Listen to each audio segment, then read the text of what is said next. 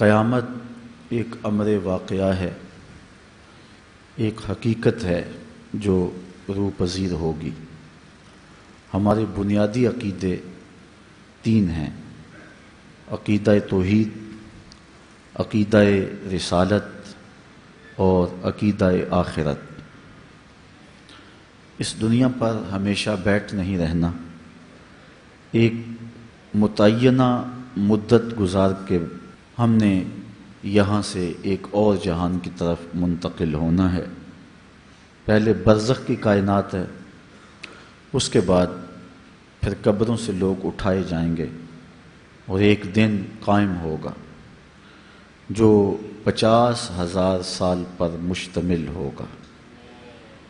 آج زمین میں قوت جاذبہ ہے، گرمی کو جذب کرتی ہے، لیکن قیامت کے دن وہ قوت اس سے چھین لی جائے گی اور زمین تانبے کی ہوگی۔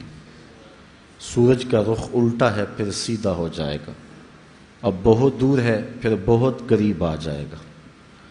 لوگ قبروں سے نکالے جائیں گے۔ حضرت ام المومنین سیدہ عائشہ رضی اللہ تعالی عنہا سے روایت ہے، حضور نے بیان فرمایا کہ قبروں سے لوگ برہنہ اٹھائے جائیں گے۔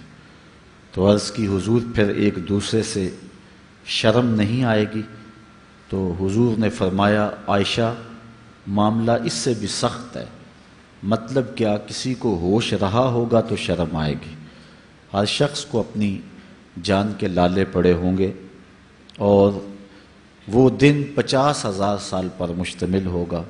ہر بندہ اپنے اپنے گناہوں کے مطابق پسینے میں شرابور ہوگا، کوئی گھٹنوں تک، کوئی ٹخنوں تک، کوئی کمر تک، کوئی کندھوں تک کسی کو پسینے کی لگام دی جائے گی، اور کوئی پسینے میں ڈوبا ہوا ہوگا، اور وہ اس طرح کا پسینہ نہیں ہوگا، اتنا گرم ہوگا کہ اگر اس کا ایک قطرہ احد پہاڑ پہ رکھ دیا جائے تو پگھل جائے، اور اتنا بدبودار۔